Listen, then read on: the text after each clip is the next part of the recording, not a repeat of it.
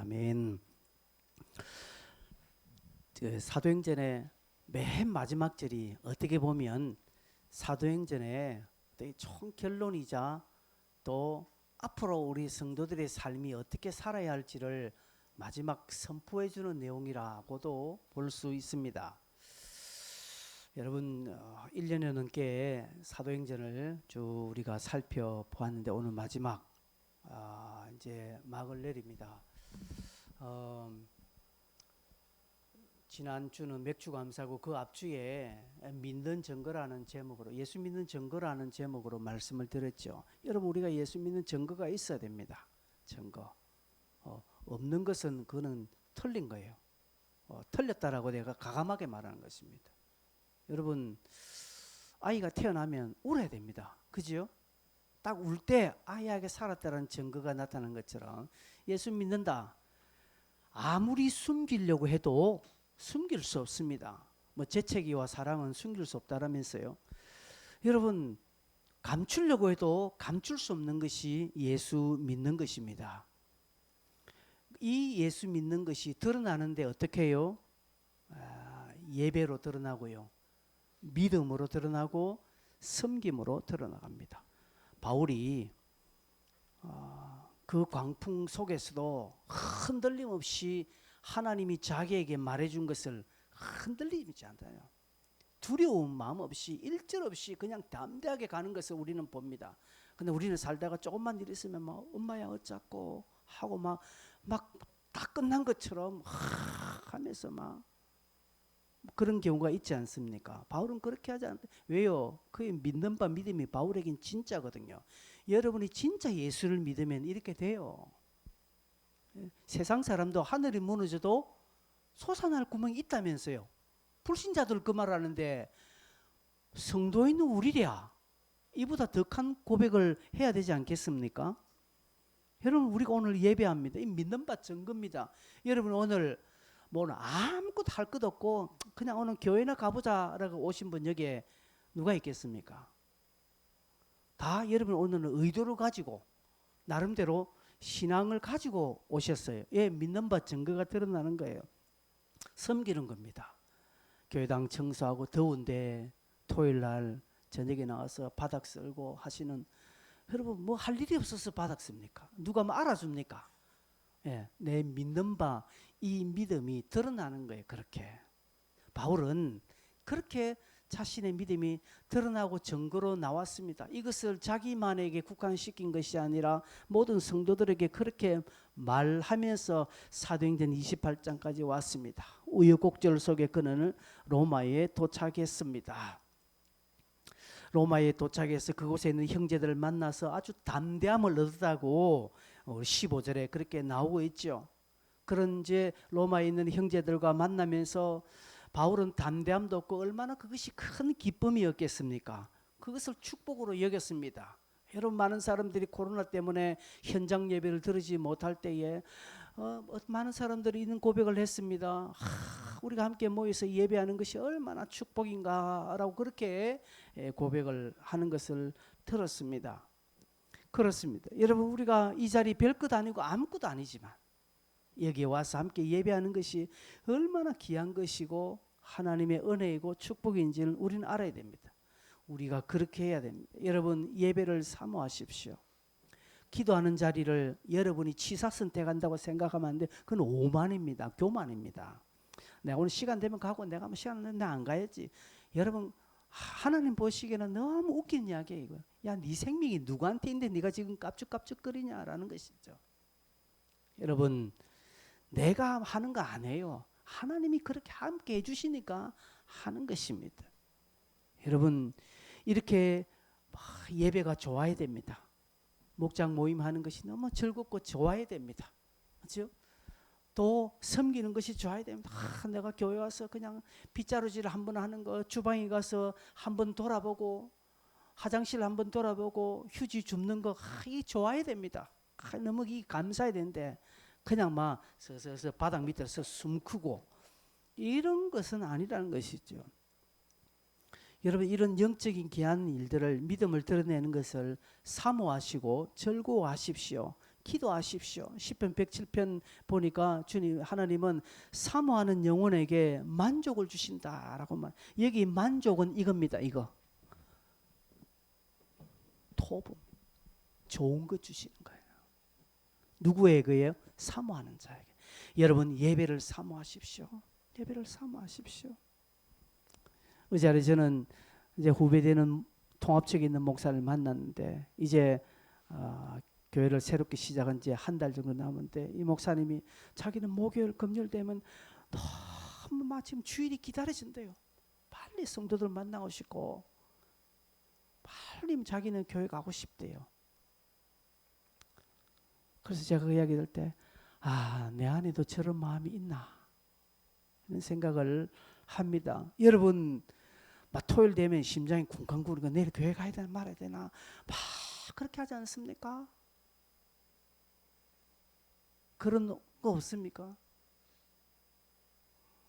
저한테 물어보시지 그런 적이 있는가 없는가 물어보시면 있어요 라고 말합니다. 저도 있었습니다. 금요일 토요일 되면 주일이 부담스럽고 제일 좋은 게 주일 밤이 제일 좋고 그 다음 월요일이 좋고 그 다음 화요일이 조금 더 좋고 수요일부터 서서히 이제는 막 무거움이 다가오는 거예요. 그래서 금요일 되면 이때요. 막 설교도 하기 싫어 죽겠고 나도 좀 아파서 교회 안 나갔으면 좋겠고 그런 마음이 들 때가 있었습니다. 이게 여러분 이게 얼마나 불행합니까? 여러분 안 그렇습니까? 목사이기 때문에 불행하고 여러분은 안 불행합니까? 아니요. 예수 믿는 사람이면 이런 마음을 가진다는 것 자체는 이미 불행한 거예요. 그의 신앙이 병들었다는 것이죠. 그러나 사도 바울은 그렇지 않았습니다. 그런 로마에 들어간 뒤에 얼마나 담대함 없고 기쁨 가운데 있었는지 모릅니다. 그러면서 31절 우리가 두 번씩 읽었는데 하나님 나라와 예수 그리스도에 관한 모든 것을 어떻게 했다고요? 담대하게 해요. 담대하는 것은 무식하게 용감하게 했다는 것이 아닙니다. 이것은 정확하게 나갔다는 것이죠. 여기에 흔들림 없이 했다는 것이죠. 기분이 좋으면 하고 기분 나쁘면 안 하고 이게 아니라 초지일관 끝까지 밀고 갔다는 것이죠. 왜 바울이라고 해서 왜 두려운 마음이 없을 거예요?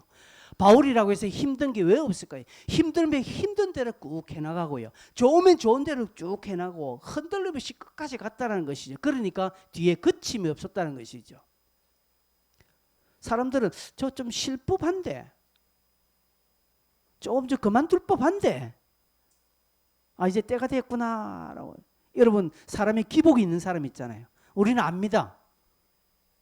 그죠? 교회 몇 분 쫙 나오다가 그 다음 몇 달 푹 쉬고 그 다음 쫙 나오다가 몇 달 쉬고 그 있습니다. 우리 교회도 그런 청년이 있습니다. 여러분 그런 딱 오면 이제 저 배터리 떨어질 때가 됐다 여기 보면 틀림없이 되는 거예요. 여러분 이 사람은 거침없이가 아니라 이 사람 늘 단절되는 거예요. 사도 바울은 이렇게 담대하게 거침없이 했다는 것이죠. 거침없다고 하니까 앞에 방해거리가 없느냐? 아니요. 방해거리가 있었습니다. 어려움이 있었습니다. 그럼에도 관계없이 감당해 나갔다는 것이죠. 이게 바울의 그 사역의 자세이자 오늘 우리에게 가르쳐주는 영적인 자세입니다. 여러분 신앙생활 담대하게 거침없이 하시길 바랍니다. 여러분 이렇게 한다고 해서 뭐 어려운 일 안 생기냐? 아니에요. 어려운 일 생깁니다. 힘든 일 더 생길 수 있습니다. 그럼에도 불구하고 힘들면 힘든 대로 과감하게 하는 거예요. 그죠? 좋으면 좋은 대로 하는 거예요. 상황과 형편이 흔들림 없이 주의 약속의 말씀 따라 꿋꿋하게 해나가는 거예요. 제가 청년들하고 묵상하면서 뭐 들쭉날쭉 할 때가 너무 많은 거예요. 여러분 저라고 들쭉날쭉 하는 게 없을까요? 아니요. 저도 새벽 일찍 갈 때도 나갈 때가 있습니다. 어떤 일이 있으면. 그럼요. 그 묵상할 수 있는 시간을 확보해서 더 일찍 일어나서 그거 하고 갑니다. 어떨 때는 늦게라도 하지요. 여러분 상황이 되면 우리가 상황에 지배를 받기 때문에 그럴 때일수록 그때일수록 또 그때만큼 해 나가면 됩니다. 뭐 잘하려고요? 뭘 우리가 이까지 뭐 칭찬받을 거 아니잖아요. 여러분 누구 예배 잘 드리면 누가 칭찬해 줍니까? 아무도 안 알아주잖아요. 하나님만 알아주십니다. 아무도 없는 교회당에 와서 내가 청소한들 누가 알아줍니까? 아무도 안 알아줍니다. 그러나 하나님이 인정하십니다. 하나님이 그 사람 보고 네가 그때 그 무더운 그 여름날 아무도 없는 그날 땀 삐질삐질 흘리면서 네가 교회당 청소하고 교회를 섬기고 내가 안다. 주님이 언젠가는 그것을 보상해 주십니다. 여호와를 경외함에 보상이 있다라고 했습니다. 제가 수요일 날 말씀드렸습니다. 바울은 그렇게 했습니다. 바울은 로마 감옥에 갇혔지만 좀 대우를 받은 것 같습니다. 딱 군사 한 사람만 자기에게 붙어서 또 여러 사람들을 초청하는 그런 특혜 가운데 아마 있었던 것 같습니다. 자유가 있었습니다. 그래서 오늘 17절 이하 보니까 로마에 있는 그 유대인들을 좀 불렀습니다. 그냥 유대인들이 아니라 유대인 중 높은 사람들을 좀 불렀다는 것이 나름대로 유대 사회에 좀 지도자급에 있는 사람들을 불러서 자기의 진심을 털어놓게 됩니다. 내가 여기까지 온 것은 어떤 너희들을 고발하기 위해서 온 것도 아니고 내가 여기까지 온 것은 나는 안거를 했는데 유대인들이 예루살렘에 있는 유대인들이 나를 계속적으로 반대하고 상소를 했다. 그래서 내가 도저히 어려워서 차라리 그냥 네로에게 로마에 상소하는 게 낫겠다 싶어서 내가 왔다라고 말합니다. 왜 바울이 왜 이런 이야기를 지금 먼저 꺼냈을까요? 내가 여기에 온 이유는 너희들을 고발하기 위해서 온 것이 아니라고 19절에 말하고 있습니다. 이렇게 말하는 것은 당시에 지금 유대 사회는 어떤 상황이 있느냐. 이제 클라우디오 황제가 죽고 난 뒤에 그의 아들 네로가 황제가 되었습니다. 여러분 로마는 황제가 죽으면 황제가 그동안 제위 기간에 선포했던 각종 칙령들, 각종 법안들이 다 사라지는 거예요. 클라우디오 때 무슨 일이 있었습니까? AD 48년 49년경에 로마에 있는 유대인들을 클라우디오가 다 쫓아내버렸습니다. 이때 쫓겨나서 고린도로 내려온 사람이 누구입니까? 브리스길라와 아굴라가 고린도로 내려왔죠. 그러다가 네로가 AD 한 52년 3년경에 등극합니다. 등극하면서 자기 아버지가 유대인들을 쫓아낸 것을 이 칙령들을 네로가 나도 그 칙령 그대로 하겠다면 칙령이 가지만 그 다음 뒤이어 황제가 되는 사람이 아무 언급이 없으면 그 칙령은 사라지게 되는 거예요. 그래서 네로가 황제가 되었는데 추방한 유대인들을 향해서 이런 방구가 없으니까 흩어졌던 유대인들이 다시금 로마로 오게 되었다는 사실입니다. 그래서 여기에 온 로마 유대인들이 지금 그 사람들입니다. 그런데 지금 듣자 하니 바울이라는 사람이 지금 예루살렘에 소동을 일으켜서 오는 가운데 각종 여러 가지 사상이 들리거든요. 그래서 이 사람들이 뭐랍니까? 저 바울이 좀 왔는데 이것 때문에 또 우리의 입지가 또 곤란하지 않겠나라는 지금 그런 염려 가운데 있는데 그것을 바울이 알았거든. 그래서 너희들한테 절대로 해가 없다. 나는 그냥 예루살렘에 유대인들의 상소에서 여기에 왔을 뿐 나는 재판만 받지 너희들에게는 어떤 손해 가지 않도록 나는 할 것이다. 지금 그 이야기를 설명을 합니다. 이거는 외적인 상황이고요. 지금 20절에 보면 바울은 이렇게 솔직하게 말합니다. 내가 너희를 보고 함께 이야기하려고 청한 것은 이스라엘의 소망으로 말미암아 내가 지금 이렇게 묶임을 받았다라고 말합니다. 여러분 이렇게 말하는 것은 바울의 지혜입니다. 예수님께서도 그렇게 말씀하셨죠. 지금 상황을 딱 보니까 어떤 말을 해야 될지 아는 것이죠. 유대인들도 이스라엘에 대한 소망을 가지고 있거든요. 여러분 이스라엘들이 가지고 있는 소망은 단 하나입니다. 메시아 사상, 메시아. 언젠가 우리 민족에 구약에 약속한 메시아가 올 것인데 이 메시아가 오면 우리 민족을 독립하고 우리가 정치적으로 경제적으로 뛰어난 나라 그 옛날 다윗 임금이 강성하게 이스라엘의 영토를 확장했고 다윗 왕국을 건설한 이것이 메시아가 오면 다시금 재현될 것이라는 소망을 그들은 가지고 있습니다. 근데 바울이 지금 말하기를 내가 여기 잡혀온 이유는 이스라엘의 소망 때문에 잡혔다니까 듣는 유대인들은 뭡니까? 같은 말을 하고 있거든요. 지금요. 유대인들도 지금 이것 때문에 고생하고 있거든요. 지금 그날만 지금 바라보면서 참고 견디고 있는 이 유대인들이 바울도 우리하고 같네라는 동질감을 확 가지게 되는, 그래서 마음이 확 열리는 거예요. 여러분, 우리도 새로운 곳에 갔는데 사람들이 이야기하면 저 사람이 내하고 같은 말하고 있습니다. 같은 생각을 가지고 있거든요. 그러면요 확 친밀도가 높아지는 것 있죠. 바울은 지금 그것을 이야기합니다. 그런데 실상은 달라요. 바울이 말하는 이스라엘의 소망과 유대인들이 생각하는 이스라엘의 소망은 다릅니다. 유대인들은 제가 말씀드린 거 그겁니다. 메시아의 도래, 정치적인 군주가, 강한 군주가 나타나서 우리 유대민족을 구원하고 로마의 핍박에서도, 로마의 그런 식민지에서도 독립하고, 그리고 그 옛날 강성한 다윗 왕국을 건설해서 이 팔레스타인 전역을 다스리는 그런 강대국을 꿈꾸고 있는 그런 소망인데, 바울의 소망은 아니죠. 여러분들 이해가 되시죠? 바울의 소망이 뭡니까? 바울의 소망은 예수 그리스도의 그 부활, 예수 그리스도의 그 십자가로 말미암아서 이 땅이 복음화되고 이 이스라엘이 예수 믿는, 그래야 해서 하나님 나라가 이 땅에 건설되는, 모든 사람들이, 이스라엘에 가는 모든 사람들이 예수 그리스도를 주로 고백하고 그 예수 앞에 무릎을 꿇는 그러한 영적인 이스라엘의 소망을 가지고 있는 것이죠. 하나님의 나라를 꿈꾸고 있는 것입니다. 그래서 바울은 이것을 위해서 자기는 목숨을 내어놓은 사람이지요. 지금 이야기를 하고 있는 거예요. 실상은 달라요. 실상은 전혀 다르지만 그냥 껍데기를 들어보면 같은 이야기를 하고 있으니까 유대인들이 마음이 활짝 열립니다. 기가 솔깃하지요. 그래서 기가 싹 솔깃하고 마음이 열린 이스라엘 유대인들이 뭐라고 말합니까? 21절에 이렇게 말합니다. 우리가 유대에서 네게 대한 편지도 받은 일 없고 형제중 누가 와서 네게 대하여 좋지 못한 것을 전한 이야기가 없다, 이렇게 말합니다. 이 좋은 이야기죠. 바울, 우리가 네에 대해서 뭐 선입견 없다. 선입견 없다. 누가 니를 뭐 고발하거나 네에 대한 좋지 못한 이야기를 우리에게 전해주거나 그런 일 없다. 이것은 뭡니까?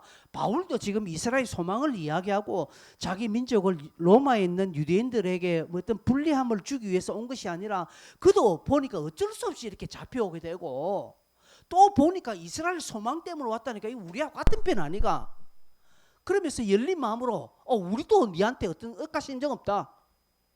뭐 니에 대해서 좋지 못한 이야기 한 두 번 들은 적 없다 하면서 22절에 다만 너의 사상이 어떠한가 좀 들을 뿐이다. 즉 왜 하니까 네가 전하는 그 파에 대해서는 좀 이단성이 있는, 좀 누가 여기저기서 좀 반대하는 목소리가 있는 것뿐이다. 즉 지식, 바울이 전한 지식이 조금 이렇게 말이 좀 많이 났다라는 정도만 지금 알고 있는 거예요. 네에 대한 감정은 없는데 네가 나름대로 뭔가 좀 새로운 지식을 전가하는 것을 우린 들었다. 헬라에서도 소아시아에서도 네가 뭐 헬라파 그런 철학자들과 대화를 했어. 그래서 막 그 철학자들을 이기고 그런 가운데 막 여러 철학적인 이 소동이 일어난 것을 잠시 들어서 알고 있을 뿐이다라고 이야기하는 거예요. 여러분 이 정도 이야기가 오고 가면 바울과 유대인들 지도자들은 서로 하나가 된 거예요. 다 무슨 그게 없습니다. 선입견 없고 마음이 열린 마음이 쫙 됐다는 사실입니다. 그래서 23절에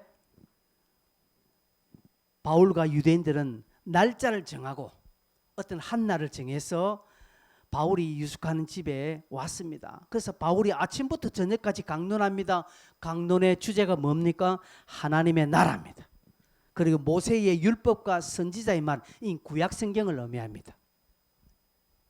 하나님의 나라와 구약 성경, 즉 예수에 관해서 창세기 3장 15절에 여자의 후손이 나타나서 그 뱀의 그 발꿈치를 상하게 하는 뱀의 머리를 깨트리는 이 창세기 3장에 기록된 놀라운 일들, 로마서 그 창세기 12장에 아브라함에게 약속했다 하나님의 놀라운 비전들이 어떻게 구약 모세의 율법을 통해서 선지자의 말을 통해서 이렇게 쫙 드러났는지 설명합니다. 지금 그 여자의 후손이 누구냐? 저 예수 그리스도 그분이다. 발꿈치를 상한 것은 어떤 내용이고 머리를 깨뜨린 것은 어떤 내용이다는 걸 쭉 설명하는 주 핵심이 예수라는 것이죠.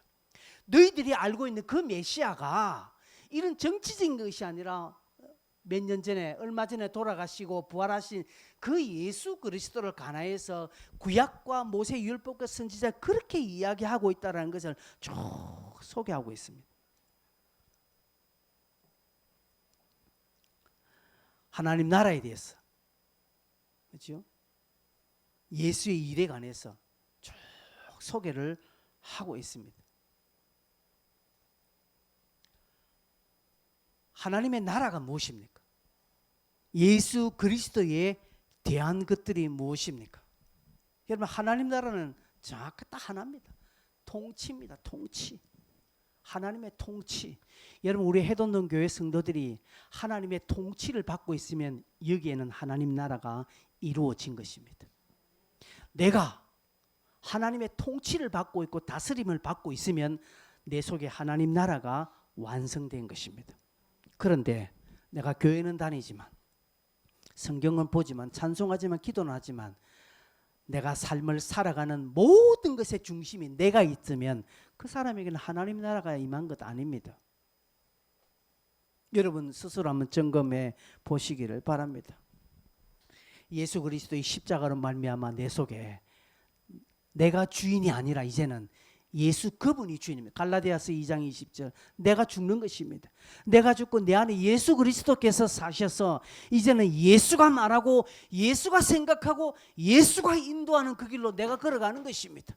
내 생각과 주의 말씀이 부딪히고 할 때는 과감하게 나를 부인하고 나를 죽이고 내 안에서 주님의 것이 자꾸 나오는 것입니다. 전에는 내가 한 대 맞으면 나도 한 대 같이 쳤는데 예수가 내 안에서 살고 예수가 나를 다스리니까 내가 한 대 맞아도 이제는 예수의 말씀의 가르침대로 다른 뺨을 돌려대는 역사.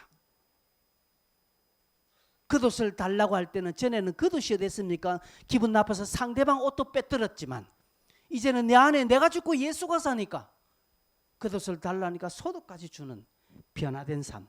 하나님 나라가 임재하는 것입니다. 바울은 지금 그 이야기하면 너희들이 그렇게 살아야 된다는 예수 그리스도에 관한 일을 합니다. 그 하나님 나라는 예수 그리스도를 통해서 실현되었고 장차 재림을 통해서 완성될 것이라는 것을 바울은 지금 아침부터 저녁까지 강론합니다. 그렇게 쭉 설명을 합니다. 예수에 대하여 권하더라고 말하면 여기에 권하더라. 권하는 것이 무엇입니까? 강력하게 소개하는 것이죠. 여러분 권하더라라는 표현에는 바울이 이야기할 때에 듣는 유대인들의 눈치를 보지 않았다는 것이죠. 저들이 이 말 듣고 이렇게 반응하면 어떡하나 저렇게 반응하면 어떡하나 생각하지 않았다는 것이죠. 자기의 체면이나 자기의 마음을 생각하지 않았다는 것이죠. 바울은 주님께서 자기에게 마음 주신 그대로 빼지도 않고 더하지도 않고 그대로 전했다는 이게 권함입니다. 우리가 이 권함을 배워야 됩니다. 우리는 내가 이렇게 말하면 상대방이 기분 나빠하지 않을까? 내가 이 말 때문에 저 사람은 나와 관계가 깨어지면 어떡하지? 너무나 인본적인 생각을 많이 합니다. 이 사람은 권하는 사람이 아닙니다. 설득하려고 하죠. 복음은 설득이 아닙니다. 창세기 1장 1절에 태초에 하나님이 천지를 창조하셨다고 할 때 이 설득입니까? 아니에요. 그냥 선포입니다. 복음은 선포입니다. 여러분 전도는 선포입니다. 그 옆 사람하고 막 밀당하고 서로 땡기고 받고 해서 저 사람 밥을 열심히 사주고 저 사람 마음 좀 싹 변화시켜서 교회 들은 거 아니에요. 저도 그래 해봤는데요. 밥 사준 돈만 다 뺏긴 거지 그 인간들 교회 안 놉디다. 그래서 예전에는 제가 그랬는데 요즘은 이제 제가 안 그럽니다. 네가 복음을 듣고 싶나? 그럼 내한테 밥 한 끼 사라. 그럼 내가 이야기할게. 좀 이런 주의로 갑니다. 과감하게 이야기합니다. 들으라고 이야기합니다. 얼마 전에 제가 지금도 기도하고 있는 박 부장이라는 분이 있는데 제가 가면 당신 죽는다. 내 말이 진짜인지 아닌지 우리 앞으로 50년 뒤에 확연하게 드러날 텐데 그때는 후회가 필요 없다. 소용이 없다. 지금 내 말을 듣고 당신 지금까지 살아온 것을 볼 때에 네 뜻대로 된 게 있나? 자신 있나? 앞으로도 그렇게 살 자신 있나? 당신이 그렇게 대단하나? 그냥 뭐 시원합니다. 그러니까 제가 그렇게 말하는 게 기분 나빠서인지 사람이 근데 기분 나빠도 할 수 없다. 이 사람아 내 말 들으세요. 좀 더 깊게 내 말 좀 들으려면 다음 번 내한테 밥 한 끼 사고 내가 이야기해 줄게. 제가 그렇게 했습니다. 내가 왜 구실구실 하면서 그 사람한테 그래 해야 되겠습니까? 물론 압니다. 복음이 효과적으로 전달하기 위해서는 마음을 여는 여러 가지 그 과정이 필요하죠. 근데 바울은 이 사람들이 비위를 맞춰주면서 하지 않았다는 것이죠.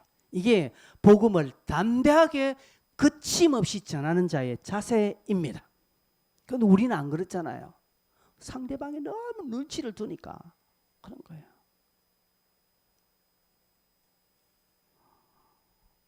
우리 어제 이제 토요일마다 커피 전도를 하는데 뭐 길 가는 사람 아무나 커피 주는 이제는 그런 스타일 안 하는 거죠. 바깥에서 이제 좀 이야기보다 좀 관심 있는 사람은 1층 로비 데려와서 커피 한잔 하면서 이제 앞으로 그렇게 우리가 선별적 복음을 전하는 것이 그것도 좋은 방법이라고 저는 생각합니다. 우리가 복음을 전하는 우리가 갑이 되어야 되죠. 왜 을이 됩니까? 그렇지 않습니까? 예수님께서도 바울도 늘 갑이 되었습니다. 복음을 전하는데 여러분 부형들아 내 말을 들으라고 하면서 갑으로서 이야기하지 좀 제발 좀 들어주세요. 시간 좀 내어주세요 라고 하는 건 없었다는 사실입니다. 바울은 그렇게 복음을 담대하게 거침없이 거기에 자기의 목숨을 걸었다는 이게 담대함입니다.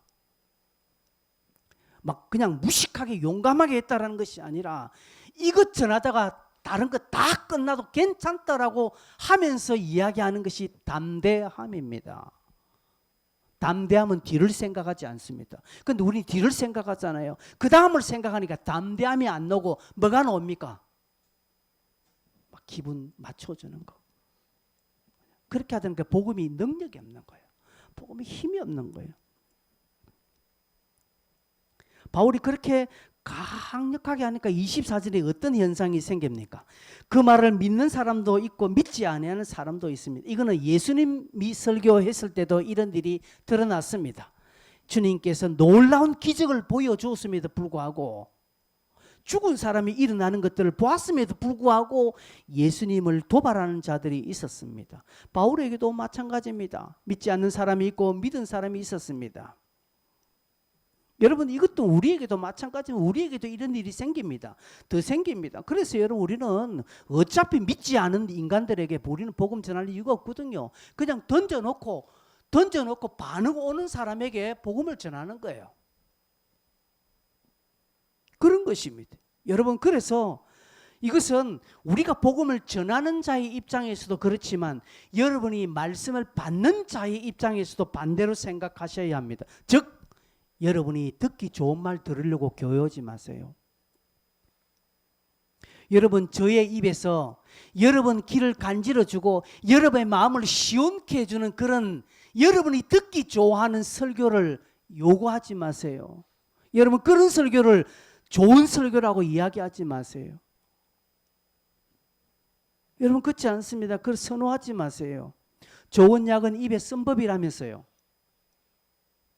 여러분 아이들 키울 때에 아이들이 약 안 먹을 때는 쇠를 잡아가면서 약 먹였잖아요. 왜요? 이 약을 먹으면 이 아이의 건강하다는 것을 알지요. 밥 안 먹으려고 투정하고 반찬 투정한 아이에게는 어떻게든 이 아이를 꼬시잖아요. 그래서 반찬 투정은 안 먹는 것을 어떻게든 갈아가지고 그 밥 속에 숨겨가지고 이 아이들에게 먹이잖아요. 왜요? 먹으면 얘가 건강하다는 것은 부모들은 알기 때문에 억지로라도 먹입니다. 목사 또한 마찬가지예요. 듣기 싫어도 들으셔야 됩니다. 그러니까 여러분 귀에 좋은 말 들으려고 하지 마세요. 유튜브 들어보십시오. 얼마나 여러분의 귀를 즐겁게 하고 여러분의 마음을 시원케 해주는 설교가 얼마나 많은지 그 설교 들으시고요.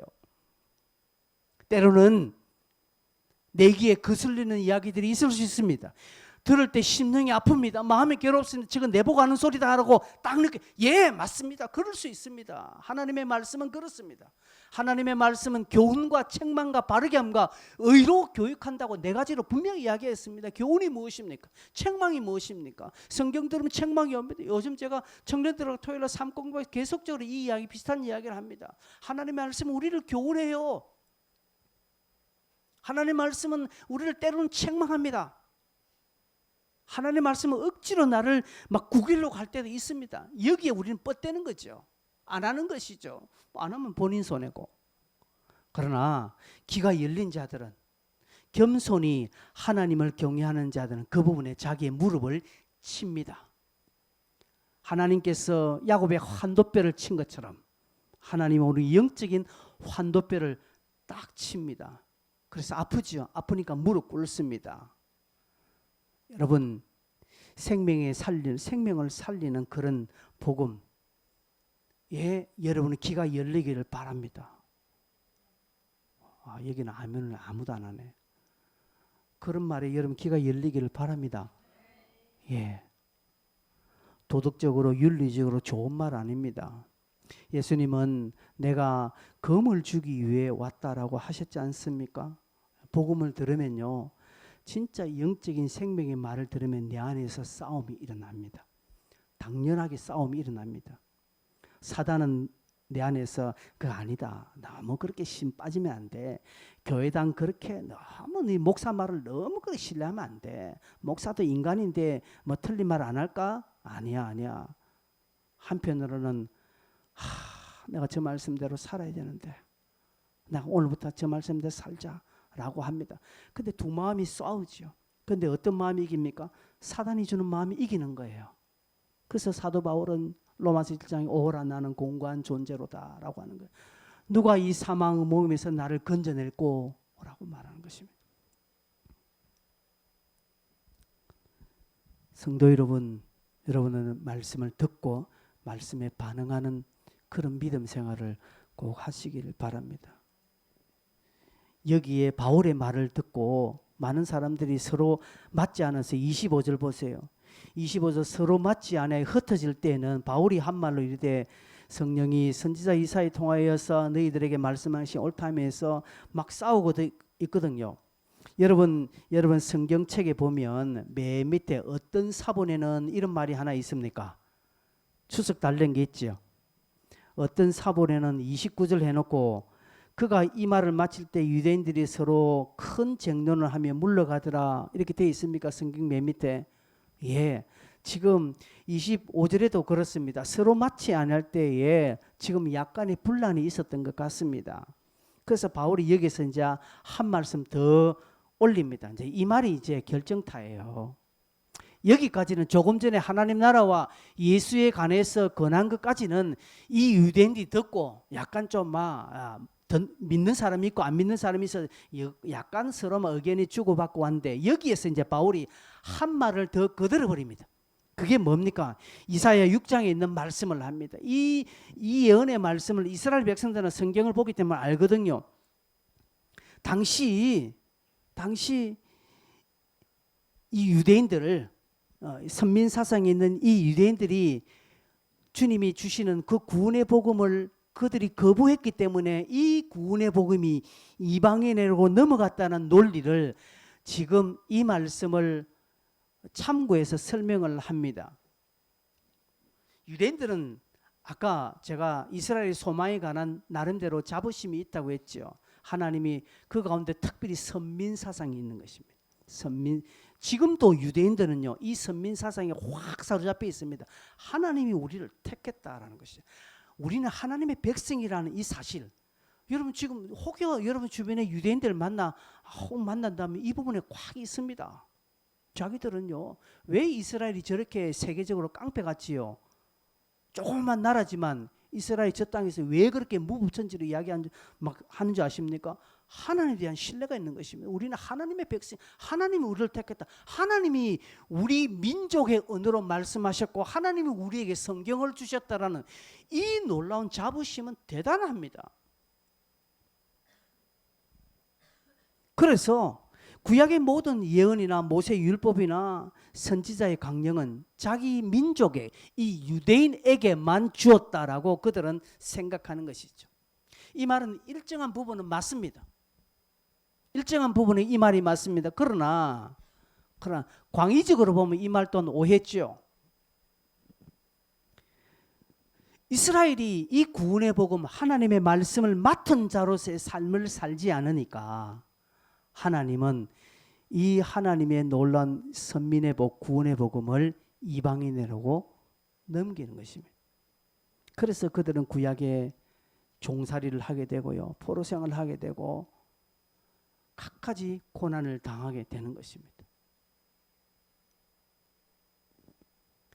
예수를 믿고 10년, 20년 지나도 늘 그 자리에 눈은 있으나 보지 못하는 자 같고 귀는 있으나 듣지 못하는 자가 된 그 사실을 지금 이사야의 말씀을 예로 들어서 유대인들을 향해서 지금 경고를 하고 있습니다.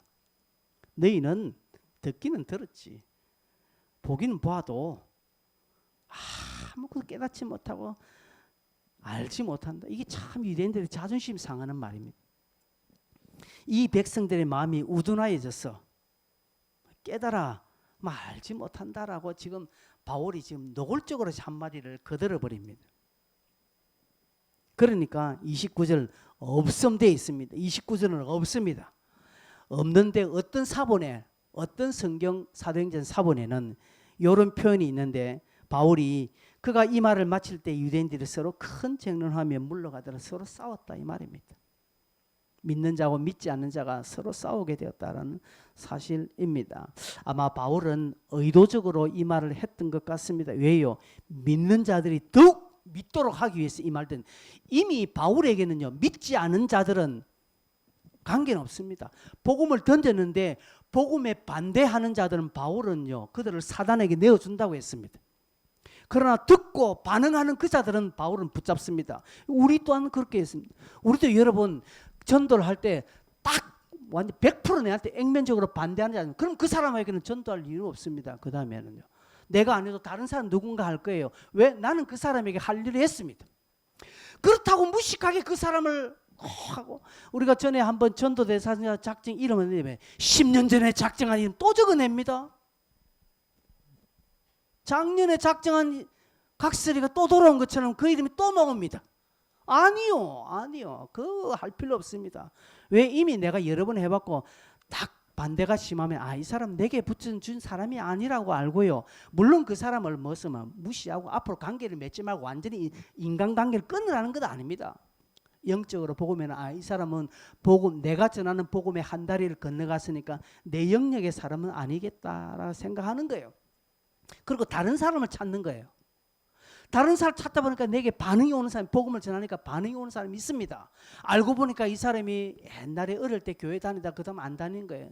나름대로 좀 이 사람에게는 영적 기소 본능이 있어서 자기도 언젠가는 다시 한번 교회를 나가야지라는 그 생각을 참 밑바닥에 가지고 있는 사람인데, 그 사람을 내가 만나서 복음을 하고 내가 교회 다닌 거 알고 이 사람 나를 보니까 약간 내가 던지는 말에 크게 무슨 거부 반응 없이 잘 받아들여 주니까, 그러면 그 사람은 이 사람이 내게 주신 하나님이 영혼이다 생각하고 이 사람에게 이제는 관계를 잘 맺어가는 거예요. 그 다음부터 관계를 잘 맺는 거예요. 그를 위해서 기도해주고, 때로는 그의 어려움이 있을 때 내가 이 시간 니를 위해서 한번 기도해줘도 되겠나라고 하면 그 사람은 안 된다 안 합니다. 그런 사람 해주라 합니다. 그럼 그럴 때 한번 손 얹고 기도해버리는 거예요.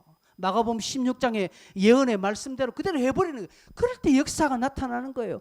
이것이 담대하게 거침없이 하는 거예요. 그런데 우리는 그런 기회가 있음에도 불구하고 그냥 안 하는 거예요. 그냥 영적으로 귀가 어둡고요, 영적으로 눈이 딱 닫혀버리니까 그런 상황이 생겼어도 안 하는 거예요. 그냥 왜? 내가 이래도 되겠나? 부끄럽고 내가 쪽팔리고, 혹여 이렇게 해서 이 사람 마음이 그동안 좀 관계가 좋았는데 그 사람 관계 깨어지면 어떻게 하겠나?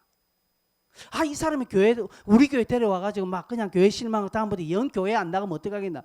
오만 때만 하나님과 관계없는 쓸데없는 내만의 고집과 생각 때문에 내 스스로가 막 복음을 이리저리 하면 난도지 회치를 다 해버리는 거예요. 그러니까 던져줘도 아무리 영양가 없는 복음이 내게 나가니까 능력이 없다라는 것입니다. 바울은 그렇게 하지 않았습니다. 바울은 1차적으로 말하고 나고 분란이 일어나니까 딱 보니까 저 반대물이 저 사람은 필요 없고 요 지금 반응하는 이 사람들 내가 힘줘야 되겠다면서 이사야 6장의 말씀 딱 들어서 하나님이 구약에 이렇게 했는데 구약의 백성들이 보긴 보고 듣긴 들었지만 반응하지 않으니까 하나님이 이 구원의 법을 이리 옮겼구나 하면서 너희들에게 주시는 말씀 너희가 지금 반응하니까 더 확실히 반응해라 하는 게 이 사람이 반응이 확 더 일어나거든요. 그래서 결국은 싸움하는 거라는 사실입니다. 여러분 우리 또한 그렇게 했습니다. 그렇게 해야 됩니다. 말씀을 깊게 듣고 반응하십시오. 앞에 있는 목사가 부족하지만 여러분 가르침대로 한번 순응해 보십시오. 설교 들을 때 아멘으로 화답하세요. 그래야 여러분이 내 안에 영이 깨어집니다. 깨어납니다. 사단은 우리 입을 닫습니다. 아예 입조차도 말하지 못하도록. 내가 말해놓고 내가 행하지 못하면 어떻게 하겠노라고 해서 말조차도 못하게 하는 것입니다. 여러분 말해놓고 그렇게 못 살 수 있습니다. 그게 90% 100%예요. 여러분 말에 얼마큼 여러분이 신뢰를 가지고 있기에 말조차 여러분이 조심합니까? 아니에요. 사단은 그렇게 말해버렸습니다. 사단은 그렇게 우리 말도 하지 못하도록 딱 막아버려요. 왜? 네가 말해놓고 네가 한 적이 뭐가 있노라는 것이죠. 그래서 아예 말도 못하게 합니다. 아닙니다. 예, 내가 말해놓고 말대로 하지 못할 확률은 100%입니다. 그럼에도 불구하고 내가 말하는 것은 이것이 습관이 되고 이것이 믿음이 되기 때문에 그렇다는 것이죠. 그렇게 가면요 나중에는 한두 번 하면 그 강도가 이게 간격이 좁아져요. 간격이 좁아져요. 여러분 이 불이 왜 지금 환하게 켜져 있는 줄 아십니까? 형광등. 제가 예전에 이런 이야기를 들었죠.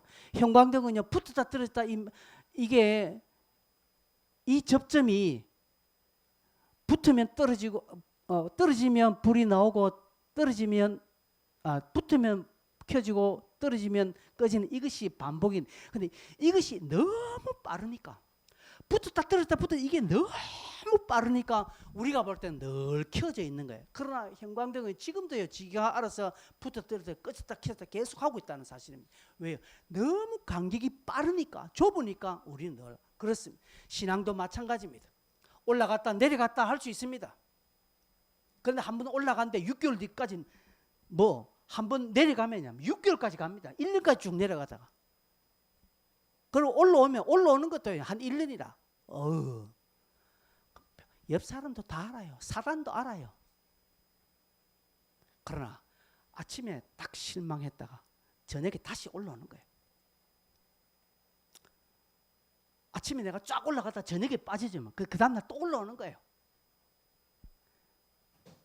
이게 빨라지면요 이제는 올라갔다 내려가는 것이 10분 만입니다. 딱 10분 만에 그냥 내가 딱 실망하고 낙심돼 버립니다. 딱 누구하고 이야기하다가 목사의 설교를 딱 듣다 마음이 확 무너집니다. 그러나 10분 안으로 그냥 내 스스로가 딱 기도했어. 아니야 하면서 스스로 단돌해서 10분 뒤에 다시 딱 올라오는 거예요. 그 사람은 영적으로 늘 켜져 있는 사람, 늘 올라가는 사람. 이런 신앙생활을 우리가 해야 되지 않겠습니까? 바울은 그렇게 쭉 소개합니다. 소개하면서 이제 뭐라고 합니까? 30절 보면 바울이 온 이태를 자기 셋집에 머물면서 자기에게 오는 모든 사람이 영접했다고 말합니다. 여기에 오는 사람들은 복음에 약간의 반응을 한 사람들이겠죠. 근데 2년 동안입니다. 여러분 보십시오. 하나님이 왜 2년 동안 바울에게 이런 자유를 줬겠습니까? 바울이 로마에서 약간의 구금 상태에 있음에도 불구하고 2년 동안 이렇게 세월을 보내게 한 것은 이 2년 동안 바울이 복음 전한 사람이 얼마나 많습니까? 다른 문헌에 보고 다른 성경에 보면 여기에 고위 관료들이 많았습니다. 로마의 영향력을 행사하는 사람들도 여기에 많이 왔습니다. 황제의 가족들까지 왔어도요 바울의 복음을 듣고 간 사람들이 많았다고 합니다. 2년 동안 바울의 가르침이요 장난 아니었죠. 수많은 사람들이 결국 AD 300년도에 로마가 국교화되는 일에, 기독교가 국교화되는 일에 바울이 2년 동안 여기에 있어서 가르친 것들이 기초가 됐다는 사실입니다. 하나님은 그렇게 역사해 주시는 것입니다. 어떻게 해요? 담대하게 거침없이 가는 자들에게는 하나님이 이런 기회를 주시고 은혜를 주십니다. 그러면서 31절에 결국은 하나님 나라를 전파하면서 주 예수 그리스도에 관한 모든 것을 담대하게 거침없이 전했다라고 말합니다. 여러분, 우리가 이 땅을 살면서 이 하나님 나라를 소개하고 이 하나님의 복음을 우리가 증거하는 데 있어서 거침이 없어야 됩니다. 담대함이 있어야 됩니다. 거침이 없다는 것은 바울 앞에 모든 것이 길들이 쫙 열려졌다는 것입니까? 바울이 가니까 막 길을 쫙 열어줬다 이 말입니까? 아니에요. 장애가 있었지만, 조그만 어려움이 있었지만 그것이 바울의 복음을 전하는 데 있어서 방해가 전혀 안 됐다 이 말입니다. 여러분, 제가 주일날 교회 오는데 몸 아픈 것이 제게 방해가 되겠습니까? 안 되겠습니까? 안 됩니다. 그러나 여러분에게는 주일 아침에 열이 나고 머리가 띵 하면 교회 오는 것이 방해가 됩니까? 안 됩니까? 여러분에게는 방해가 됩니다.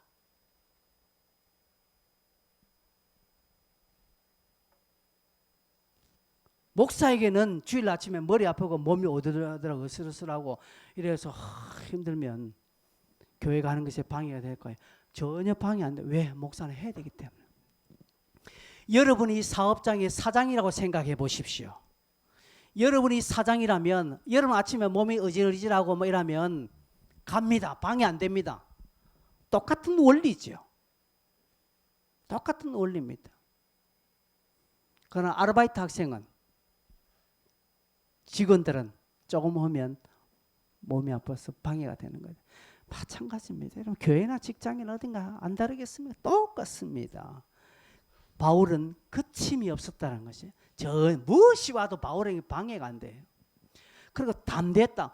담대했다니까 바울이 용감했다. 담대와 용감은 다릅니다, 여러분. 담대했다라는 것은 물론 용감을 포함한 것이지만 자기의 사명대로 갔다라는 것이죠. 비가 오면 비가 오는 대로 가고요. 눈이 오면 눈이 오는 대로 갑니다.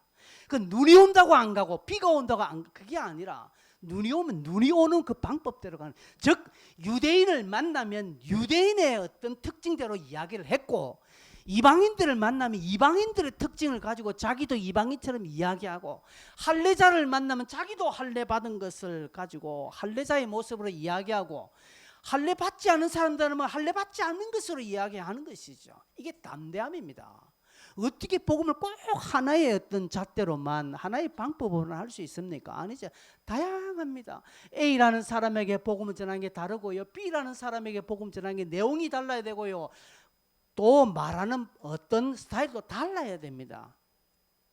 제가 아까 어떤 그런 분들에게 막 가감하겠다고 해서 모든 사람의 그리 안 합니다. 저도 어떨 때는요, 어떻게 막 좀 약간 좀 비굴하듯이 좀 이야기할 때도 있습니다. 저도 그 사람 따라서 그렇게 이야기하는, 바울은 그렇게 담대하게 했다는 것이죠. 늘 동의, 그리고 거침없이 뭐요? 하나님 나라와 예수 그리스도에 관한 것입니다. 성도 여러분, 우리가 사는 이 시대는 법적으로, 환경적으로, 현실적으로, 공개적으로 핍박은 없습니다. 연제구청이나 부산시청이 우리 예배 드린 것을 방해합니까? 국가가 오늘부터 예배 못합니다 이렇게 합니까? 할 수 없습니다. 물론 코로나 때문에 잠시 있었지만 그거는요, 형벌로서가 아닙니다. 우리는 생명의 위협을 받으면서 삶의 큰 손실을 받으면서 신앙생활, 교회생활을 하지 않습니다. 바울 시대는 그렇게 되어 있었습니다. 바울 시대는 로마의 핍박이 있었습니다. 네로의 핍박이 있었습니다. 그렇게 비교한다면 여러분, 바울 시대와 오늘 우리 시대는 천지 차이입니다. 그렇다면 우리는 우리 나름대로 지혜롭게 달려가야 되고 열심을 내어야 합니다. 성도 여러분, 주변에 아직도 복음을 기다린 자들이 많이 있습니다. 우리가 몰라서 그렇지 내면적으로 말은 표현하고 있지 않지만 속으로는 지금 와서 우리를 좀 도와달라고 하는 자들이 많이 있습니다.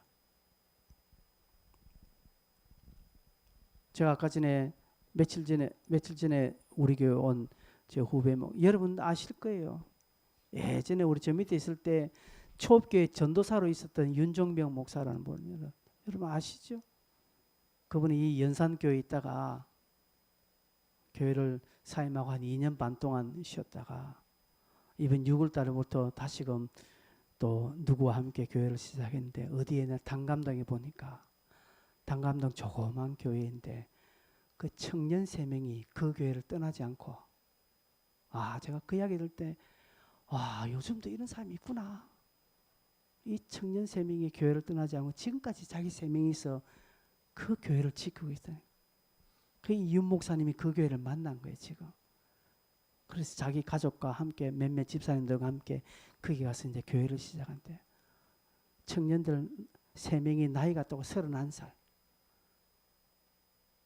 자매들 둘이 청년 형제 하나 이 3명이서 그 교회를 떠나지 않고 다 떠났는데 교회장 끝까지 자기들 3명이 남아서 교회를 지키고 자기들 3명이 직장생활하고 돈 벌어가지고 교회 임대료 지금까지 계속 주고 있으면 교회를 지키고 있는 거예요. 제가 듣는 쪽에 눈물이 조금 나더라고요.